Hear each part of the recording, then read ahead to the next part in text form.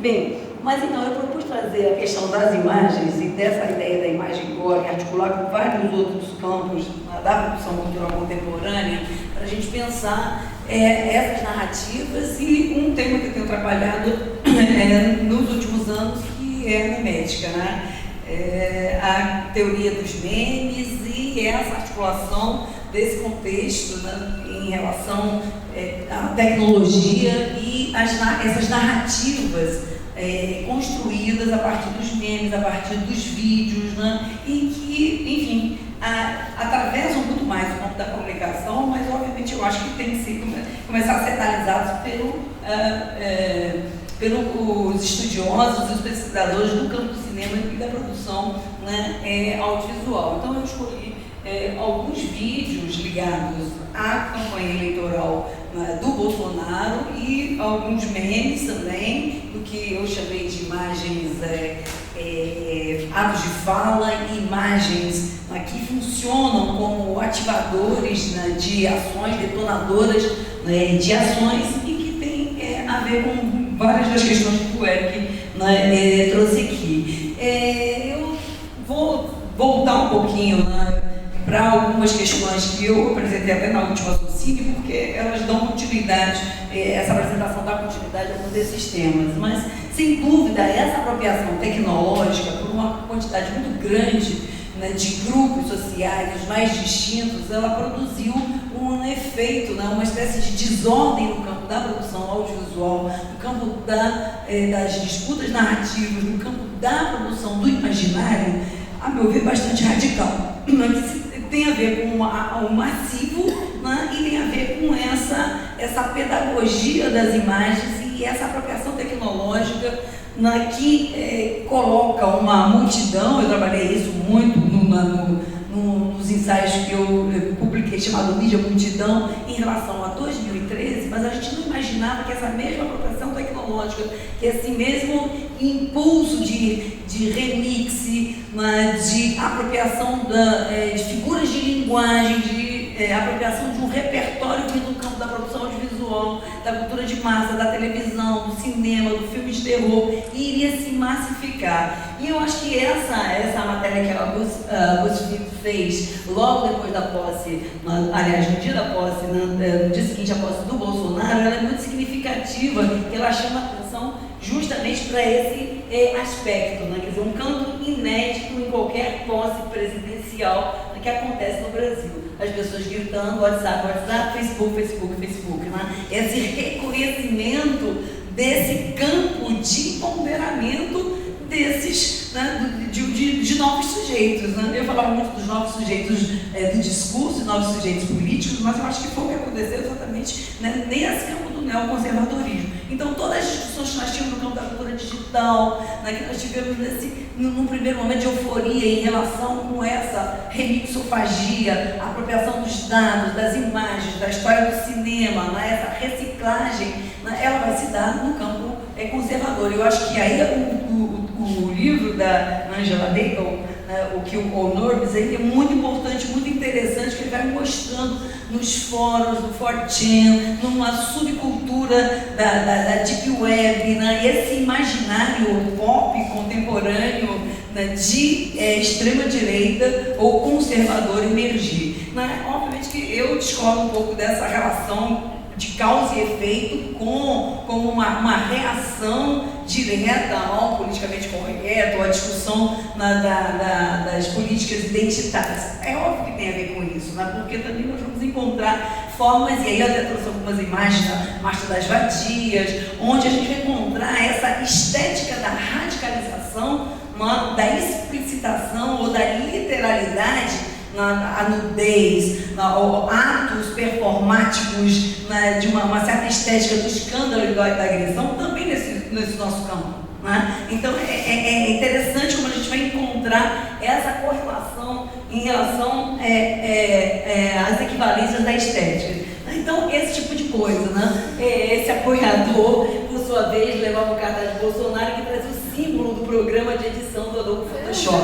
Ou seja, né, a fatura da imagem, fazer a imagem, a produção da imagem, ela está explicitada preocupada no gozo, né, com esse poder e com esse empoderamento. Né? Eu trabalho com a teoria dos dispositivos, sempre lembro disso. Tem essa coevolução, esses dispositivos, produção de subjetividade. Então não se trata de determinismo, não se trata de algo que vem antes de outro, mas enfim, é uma coevolução. Eu gosto dessa ideia de que nós coevoluímos com os nossos dispositivos e que essa massificação no campo dessas ferramentas da produção da imagem, Photoshop, Instagram, correção de cores, ou seja, toda uma série de tecnologias que eram do campo dos especialistas, efetivamente produz uma mutação nessa ecologia das imagens, e é algo bastante radical. Né? Por isso eu acho que essa emergência da fábrica de imagens de maneira explícita nos próprios cartazes é uma metalinguagem. Nós estamos falando aqui, né, de uma metalinguagem popular massiva, né, que fala do Photoshop, fala das ferramentas, não simplesmente do conteúdo. Então é um momento, né, importante. Né?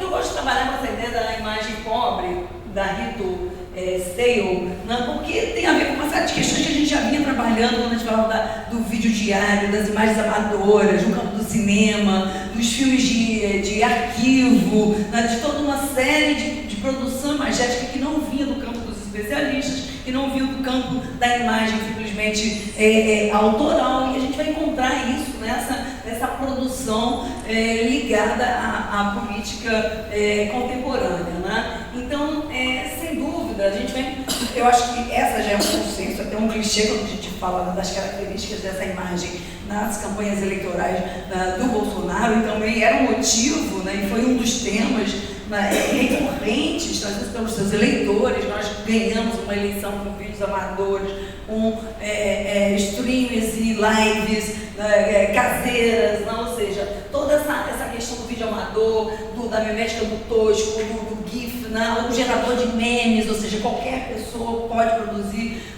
um meme falando, não importa o que, usar essa memética como forma de demonstração e como forma de produção de discurso de verdade, né? Ou seja, a evidência da imagem do meme funcionando como um índice de veracidade, de confiabilidade, né? Enfim, de verdade, que está na base, inclusive, da questão das fake news, né? E esse vídeo diário na primeira pessoa também, né, que o tempo todo explicita a precariedade da imagem, usa a precariedade da imagem como um índice de autenticidade, como um índice de verdade, e que a gente já vinha trabalhando. Eu acho que trabalha com vídeos de família, enfim, com o cinema de arquivo, já fazíamos esse debate no nosso campo cultural, no nosso campo, enfim, no campo do próprio cinema. Né?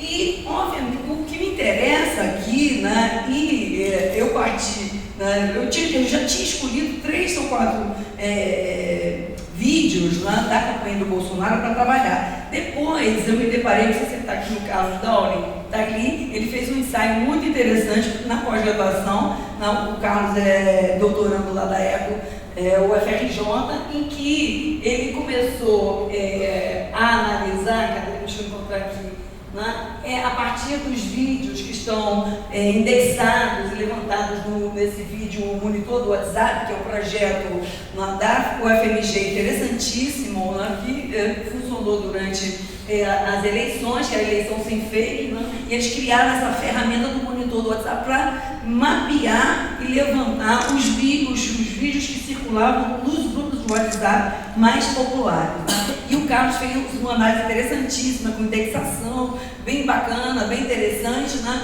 Mas tem 3 vídeos que eu tinha selecionado de maneira aleatória, que eu achava que eram vídeos que traziam, enfim, atos de fala violentíssimos, absolutamente radicais e chocantes dentro da história dos discursos dos candidatos a presidente da República, né? E eles batiam com esses vídeos do monitor, né, do WhatsApp. Então, eu fiquei muito feliz, mantive 3, não, os outros são extensos, né? O Carlos faz análise de alguns outros, mas eu mantive esse porque eu acho que são bastante interessantes. E esses 3 vídeos que eu escolhi para trazer essa discussão da imagem pobre, trazer uma questão que o Carlos indica, que me parece que é muito importante e interessante, que é o fato da maioria dos vídeos durante a campanha eleitoral, eles raramente mostravam uma sincronicidade entre a imagem e o som, ou seja, os vídeos, como os vídeos do Olavo de Carvalho. Então, a gente pode tirar várias, enfim, imaginar várias questões em relação a isso. Então, há uma fabricação da imagem, há uma ou montagem, ou superposição, ou uso simplesmente da voz do Bolsonaro, ou ele num telão falando no celular, transmitindo, que o tiram desse lugar da live, que é onde a pessoa tem que ter a presença do Estado público. O Olavo de Carvalho sentado, ele tem uma desenvoltura na fala que permite que ele sustenta uma câmera na cara dele falando, né? Então, acho que pelo menos isso, entre criador e criatura, nós vamos ter uma distinção de performance, né? Essa performance do ao vivo, da imagem, digamos, em tempo integral, o Olavo de Carvalho sustenta, o Bolsonaro não. Né? E é o que talvez seja mais problemático, inclusive na gestão política dele hoje da imagem. Né? Ele está sendo fotografado e filmado e tendo que falar, né? E falando, né? Ou seja, o tempo inteiro ele vai ter que gerir uma imagem catastrófica, né? E um discurso catastrófico, né? Mas isso se torna bem mais difícil quando você vira o presidente da República. Então, aqui é muito interessante, né? Esse vídeo, não, é justamente você ouve a voz dele na Paulista, 30 de setembro de 2008, né, e sempre são vídeos onde você sobrepõe, seja a voz, ou seja esse quadrado, né, essa imagem fixa no canto da transmissão a uma multidão. Então, sempre essa relação, né, dele com a multidão. Aqui também uma outra, esse vídeo que me parece que é o mais importante, que é o telão, um telão da Paulista no dia 21 de outubro de 2008, onde, quando o País descreve, inclusive, essa emissão, ele diz não compareceu, o que é uma ideia muito estranha de comparecimento, né? É óbvio, é uma presença virtual absolutamente impressionante. Ele não compareceu, mas discursou por meio de um telão. E esse foi um dos discursos mais violentos, tá? Eu acho que é um dos discursos mais violentos da história do Brasil, se a gente pensar numa liderança política. Né? Então, por isso que eu estou falando de imagens, atos de fala e dessa ausência, né, de uma presença em tempo contínuo que não se sustenta na imagem. Né?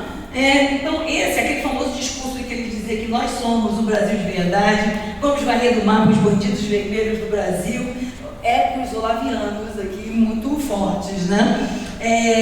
Só que a faxina agora será muito mais ampla. Essa turma, se quiser ficar aqui, vai ter que se colocar sobre a lei de todos nós, ou vão para fora do Brasil, ou para a cadeia, petralhada, vai tudo vocês para a ponta da praia, vocês não terão mais vez, enfim, vocês não terão mais as homens para saciar a fome de mortadela, enfim, frases antológicas, históricas, né, que estarão na nossa história contemporânea. Né? Então, esse foi um discurso que causou uma reação muito grande em vários campos, né? E ele foi feito, né, nesse sistema de eleição na Paulista. Esse mesmo vídeo, né, ele também está no YouTube, ele também circulou muito nos grupos de WhatsApp, né, a própria transmissão dele no celular, né, lendo, aí aquele celular funciona como um teleprompter, então você vai vendo ele lendo, aquele celular não está filmando ele, tem uma outra câmera filmando ele né, lendo e fazendo uma performance que, enfim, produziu urros na Paulista e foi assim, um dos discursos mais impressionantes em termos, de novo, de violência, né, de forma mais ampla. E esse terceiro vídeo, que é muito interessante, então a gente tem esse primeiro, né, que é essa presença virtual, não compareceu no telão, esse segundo registro da própria fatura da imagem, sempre mostrando a fatura, sempre mostrando o making of, sempre mostrando a produção amadora, precária, familiar, na lavanderia, com roupa, com a máquina de lavar, de secar lá adiante, num lugar absolutamente não, enfim, de novo, se tivéssemos aí um coach de marketing político, um publicitário, nenhuma dessas imagens poderiam ser sequer levantadas como possibilidade de publicidade de um político, se ele contratasse um marqueteiro profissional. E essa imagem que correu também muito pelos grupos de WhatsApp era o vizinho. Aqui são 3 frames do vídeo. Vizinho de Bolsonaro filma discurso transmitido na Avenida Paulista. E aí você vê ele, ele vai entrando atrás das árvores, filmando de maneira precária. Eu estou aqui, eu estou vendo ele aos berros no celular, gritando como se estivesse falando, como não, falando com uma multidão gigante. Então é uma imagem, esse vídeo é muito impressionante. Ele berrando para Paulista, vendo a multidão na frente dele, lendo naquele TP, e esse vizinho lá, olha aqui, nós estamos aqui, absolutamente intimista com a mulher ou com a namorada, adentrando essa floresta da vizinhança em êxtase.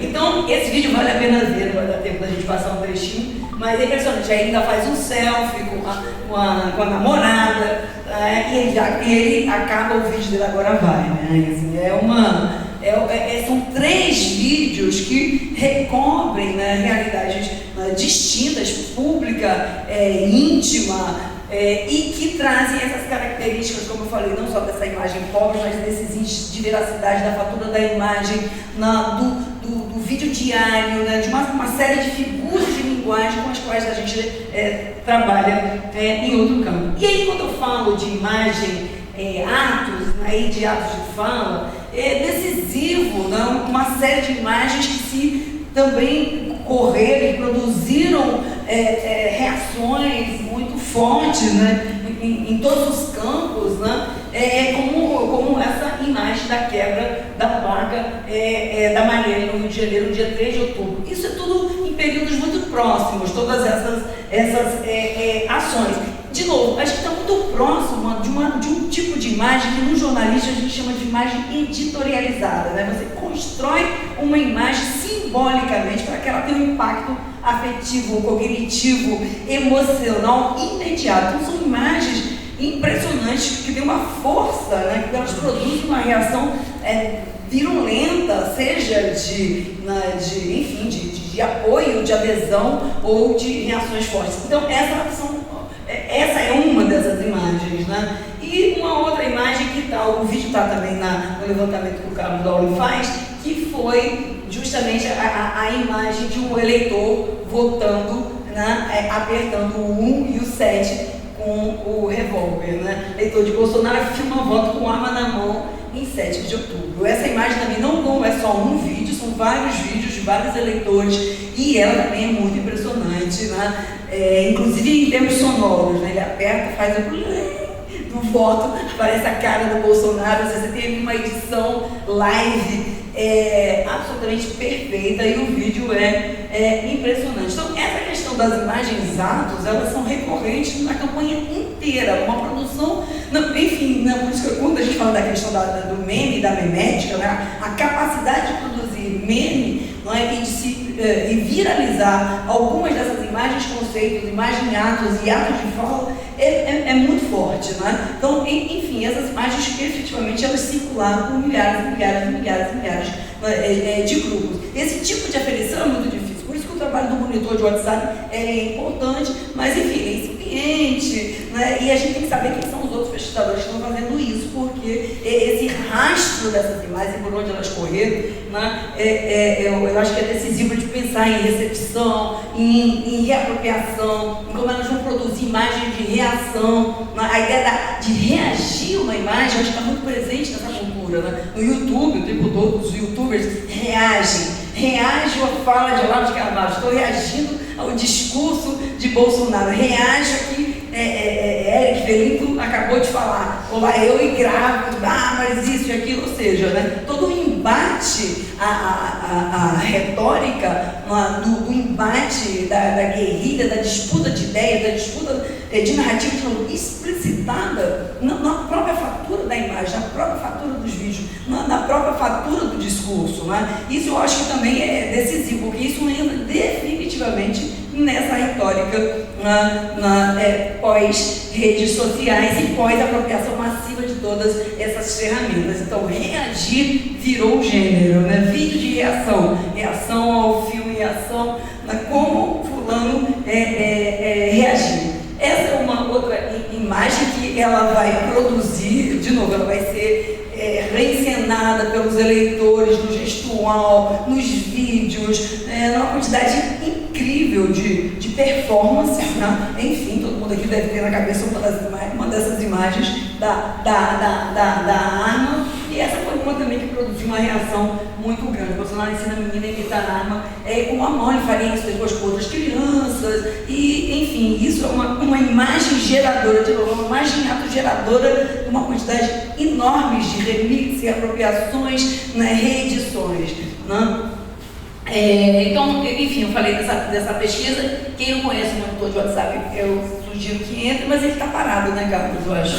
Está congelado, não? Eu não tive novamente, não sei dizer. Eu entrei lá, estava no mesmo estado de lógica que quando você entrou. Bom, enfim, como eu já falei um pouco disso, eu acho que a condição de possibilidade dessas emergências eram as mesmas condições que nós vimos lá no início da internet, quando a gente falava da apropriação tecnológica pelos diferentes grupos sociais. Né? Essa migração das imagens, dos materiais, dos processos, mas de uma maneira, como eu digo, isso, eu não cheguei na segunda parte, acabou meu tempo já quase.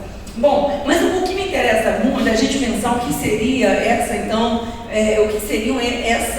um outro conceito que eu acho que é importante a gente trabalhar, que são esses novos populismos, né? O populismo digital. E aqui eu trago o Paulo Gerbaldo, né, que tem trabalhado, pesquisado sobre esse tema no King College em Londres, né? E ele faz uma historiografia da questão da crise econômica, da crise neoliberal, e traz um debate importante, né, desse descontentamento em relação às políticas de centro. E isso eu acho que é importante para a gente pensar como esses populismos pós-redes digitais vão justamente escolher ou vão partir dessa ideia do radicalismo e dos extremos, né, como a base da produção dos discursos, das imagens. Então, a questão do extremar, né, então a articulação desses populismos com os extremismos, né, e eu acho que isso é decisivo também para a gente entender essa ecologia das imagens, a ideia do radicalismo como novo centro, né. Ele vai trabalhar isso, ele vai fazer análise, inclusive, de parlamentares do campo das esquerdas, vai trazer algumas figuras, enfim, na análise dele, como o Jeremy Corbyn, né, que tem um discurso importante, interessante, né, mas que é visto como extremista, porque traz questões ligadas ao bem-estar, enfim, social, e ele vai trazer essa ideia, né, que o radicalismo é o novo centro, nesses novos populismos, nesse populismo digital, a ideia do centro como o radical, né? Enfim, eu vou ter que buscar, agora eu vou chegar no capitalismo Go. Bom, essas imagens, né, a gente pode analisá-las por esse campo, como eu falei, né, da apropriação tecnológica, do remix, do precário, mas tem um outro campo muito importante, que é essa articulação, né, com o que a Sayaka Valência, que é uma teórica mexicana, faz, né, das imagens produzidas e dos discursos, narrativas produzidas na fronteira do México com os Estados Unidos, e que ela caracteriza como efeito de um capitalismo Go. O capitalismo mafioso, a narcocultura, as milícias, os assassinatos, a produção de imagens violentas muito próximas, né, de uma estética ligada ao gore, ao filme de terror, aos filmes de tripa e sangue, né, ao grotesco, né, e que vão, enfim, produzir uma estética que também vai se articular com a cultura mexicana, onde a figura da morte, onde a figura da violência é muito presente. Ela vai trabalhar, né, esse capitalismo como construção cultural. E é muito interessante ela vai mostrar a produção desses sujeitos violentos nos países, nas fronteiras, nos países periféricos, como forma de empoderamento, né? E aí eu lembro aqui direto um filme como Bacurau, lembro aqui o Coringa, que está em cartaz, assim, a produção de uma espécie de democratização da violência, uma espécie de partilha da violência do Estado por todos os cidadãos, no momento que você não acredita mais nem no Estado, ou você entra num momento de distopia, né, profunda, né? Então, o narco, ela vai falar de necroempoderamento, empoderamento pelo teu poder de morte, de matar, de assujeitar, e me parece que é uma descrição muito precisa de uma parte da política contemporânea que a gente vê nas grandes cidades brasileiras, especialmente no Rio de Janeiro, né, com o nosso governador Snipper, teoria do drone sendo colocada em ação, né, esse necroempoderamento do cidadão que tem que ser armado, que tem que se defender por conta própria, né, as imagens de violência explícita, ou seja, o momento em que o Estado ele se apropria de uma estética, óbvio, um pensamento político de uma estética que dá a sensação que todos nós poderíamos ter esse necroempoderamento, a partir da violência como sendo, digamos, o horizonte utópico que esses estados e esses estados mafiosos, né, oferecem, né, o que é bastante preocupante. Ou seja, nós te oferecemos o poder de matar, nós te oferecemos o poder de morte sobre o outro, do teu inimigo, aquele que você odeia. Então, as falas do Bolsonaro, as falas do Olavo de Carvalho, são falas de extermínio, né?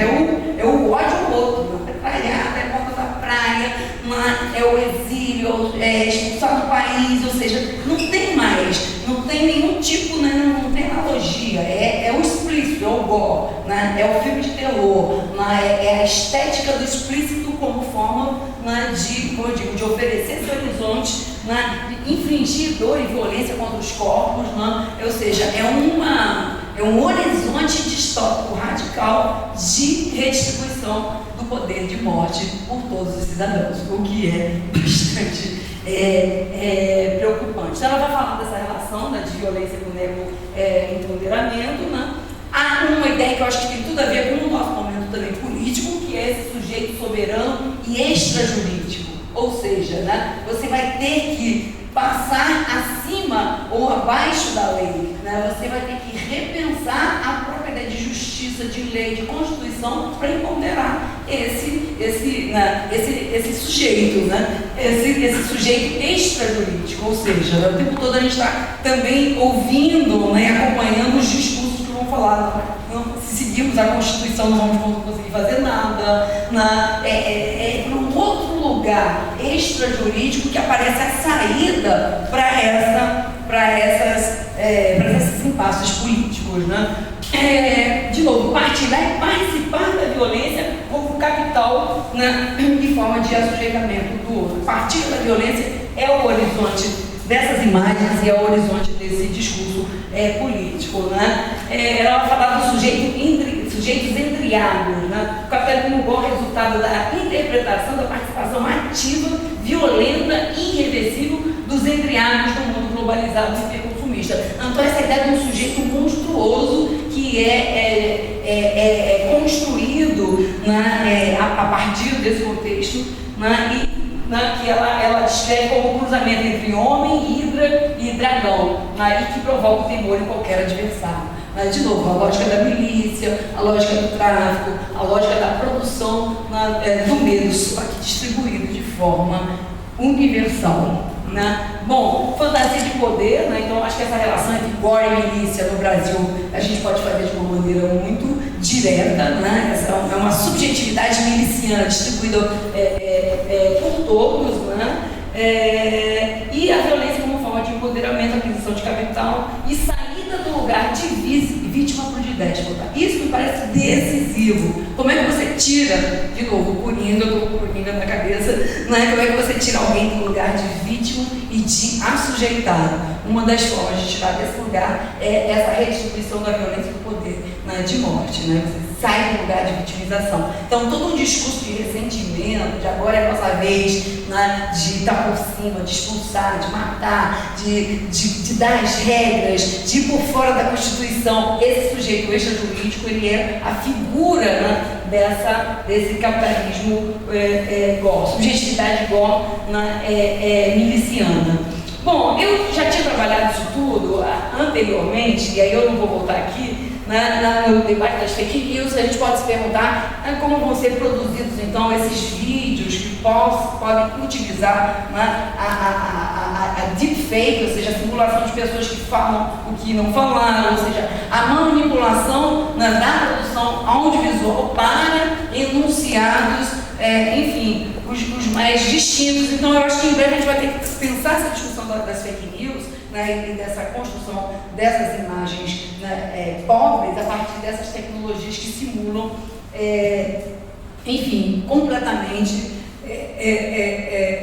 a imagem, enfim, hiperrealista, realista. Né? Isso aqui não vai dar tempo, eu já tinha apresentado isso, inclusive, no nosso último sociínio, mas eu só vou voltar aqui, porque eu quero acabar falando da gestão política por memes. Né? Então, na pré-eleição, a gente se deparava com uma quantidade enorme de memes ligados às questões de comportamento, sexualidade, ou seja, é muito interessante que a gente vai ver todo o pensamento olavista e todo o discurso olavista sendo operacionalizado nessas imagens, nesses memes, ou seja, de fato, a fábrica de memes contemporânea, ela segue, né, ela tem uma coerência, e ela tem um pensamento absolutamente colado em tudo que Eric apresentou antes. Né? Então, essas articulações, nós vamos apresentar primeiro beijo gay infantil, de Fátima Bernardes, Meméstica com forma de governo, Zé de Camargo tem razão, que é uma ditadura do Brasil, que houve uma repressão contra vagabundos. Esses memes que eu já trouxe até numa última apresentação, Paulo Vittar era programa infantil na Globo, via Lei Rouanet, as junções, né, interessantíssimas, eu digo assim, de todos os temas em que a classe média brasileira, né, se coloca histérica diante dele, Lei Rouanet, pedofilia, né, Globo, Paulo Vittar, né, ou seja, a monstruosidade dessa articulação é absolutamente genial. Né? Mas o que eu queria dizer é que nesse debate, nessa disputa, né, de narrativa nas guerras culturais, trabalho com a demonização do campo, da arte, do outro, esses sujeitos embriagados, imponderados ou necro-empoderados, né, essa política dos corpos e essa explicitação da violência, ela vai ter sim uma contrapartida, né, no nosso campo, ligada à explicitação, que é o que a Angela Nagle faz. É uma resposta também a um momento, né, uma política dos corpos onde, né, você assume a nudez, onde você explicita uma série de questões, enfim, contemporâneas, de uma maneira e com uma estética também do escândalo. Né? Isso eu acho que é interessante, que a gente pode trazer como algo comum, a literalidade. Né? Eu apresento o meu corpo nu, porque, enfim, eu sou dona do meu corpo, não posso do meu corpo. Ou seja, é uma espécie de discurso de literalidade usado na performance, usado no teatro, usado em vários campos da produção do conhecimento. Né? E que tem a ver também muito com o momento brasileiro de demonização dessa liberdade, acabou muito tempo, né, das mulheres. Né? Então, aqui eu vinha fazendo uma coleção de capas da Veja de 2003, Veja, isto é, entre 2003, impeachment e a eleição do Bolsonaro, e é impressionante como as jovens mulheres foram parar na capa das Veja, da Veja, da Isto É, como esses sujeitos monstruosos. Uma menina, enfim, de 30 anos, que vira líder máxima, a Black Bloc, né, que vai resolver e vai desvendar o financiamento, o armamento e o treinamento dos vândalos de 2013. Uma produtora cultural do Rio de Janeiro, de 30 anos, que teve sua vida destruída com essa capa, absolutamente destruída. Ou o bando dos caras tapadas, né? Quem são os manifestantes Black Box, as ruas, de novo, uma mulher, jovens mulheres absolutamente criminalizadas nessas imagens. todo o impeachment da Dilma, explosão nervosa da presidente, ou seja, você vai encontrar uma linha de misoginia e uma percepção desses sujeitos dos discursos emergentes como alvos dessa demonização muito forte, né? E aí, para a gente não dizer que os memes são uma decorrência da tecnologia, da internet, óbvio que tem características das redes, né? Mas a gente vai encontrar no processo do impeachment e na eleição, os memes em estado, né, de rua, né? Lula ladrão, psicopata morra, Conja do PT, vai pra Cuba que pariu, enfim, no mais vazado, no mais rigoroso estilo olavista, cada uma dessas placas, né? Enfim, fora comunismo, esse é o que eu acho mais genial de todos, né? O meio corrupto está do nosso lado. E aí a lógica olavista, eu acho estado, né, precioso, puro, né? E no nosso campo também, pelo duro contra o golpe, enfim, né? Essa explicitação da sexualidade, do corpo, do desejo de morte, né? Dessa estética toda. E aí acabando todo, no pedaço da Anitta, bruxa, queimadas, corpo, né? Como governar vocês e crise como forma de governo. O mais curioso é que a gente vai encontrar essa produção mimética já na fala governamental. Né? E aí o que eu digo, os memes que eram considerados ou ridículos, ou improváveis, ou absurdos, eles vão ser incorporados na própria política pública, no próprio discurso de cada um dos ministros do Bolsonaro e nas falas do próprio Bolsonaro. E claro, uma reação na economia narrativa. Escritor para meninas, escritor para meninas, rosa, azul, isso já é do nosso campo, ironia, reação, né? Que é para finalizar, porque também tem uma apropriação dessa estética pelo outro campo, pelo campo progressista, pela esquerda, né? Que vai pensar nesses regimes de verdade. Mas quando eu digo que eu falo de governar por memes e a crise como forma de governo, é porque tudo que era a fala do Zezé de Camargo está hoje na boca do Bolsonaro, por exemplo. Né? Bolsonaro tem militar celebra o golpe de 64, não é uma brincadeira. Juíza proíbe o governo Bolsonaro de comemorar o golpe de 64, para a maioria da população o golpe de 64 devia ser desprezado, né? E o ministro da Educação diz que pretende revisar os livros didáticos sobre o golpe de 64, da ditadura militar. Ou seja, a gente pula da memética trash gore para os livros de história, para o Estado, para a institucionalização. Né? Então, agora para acabar mesmo, o Eric já está me olhando cara feia, vamos lá. A gente pode pensar isso tudo como parte também de um ativismo mainstream, ou seja, né, essa memética ela não está determinada a ser conservadora e nem de extrema, né, direita. Então é muito interessante as experiências que eu tenho visto, né, de você trabalhar essa estética gore, explícita, enfim, na moda. Isso é o desfile do Ronaldo Fraga na Fashion Week, onde ele vai justamente, né, trabalhar com essa estética radical. Né? Igual, e sangue, e tripas, ou seja, num desfile de moda. Né? Lembra o Godard da Weekend francesa, né? Ou seja, é o grotesco como algo que explicita um campo de disputa de uma maneira política, a meu ver, muito interessante e muito inteligente. E aí, os designers ativistas, né, que são as pessoas que trabalham, quem não segue, siga no Instagram, design ativista, que trabalham com uma estética pop lindíssima no nosso campo, né, no auge da eleição, fizeram essa incrível experiência que é hackear a estética gore para o campo progressista. Então, eram memes evangélicos pro Haddad, eram memes religiosos, falavam do Natal, estamos em oração pelo Brasil, eu digo não às armas, e sim à vida, olha a estética bonita. Jesus ensina, além de seus inimigos, ame seus inimigos. Bolsonaro diz, né, que seus opositores devem ser fuzilados e ameaça de morte. O ex-presidente FHC, até o FHC entrava lá, a gente tinha que defender até o FHC. Bom, estética boa, oração, sem 13º não vai ter Natal, o Natal, a oração, os evangélicos, tudo dos memes. Sabe aquelas férias que você queria tirar na praia? Não vai dar, Bolsonaro vai acabar com a sua previdência, pedidos de oração pelo Brasil, né? Então eu frequentei alguns desses chats, né, de memética evangélica gospel de esquerda, e foi bastante divertido e foi produzido por um grupo que pensou essa estética como um vetor importante de disputa narrativa. Então eles são assim, mas eles também podem ser assim, né? Ou seja, é isso, né?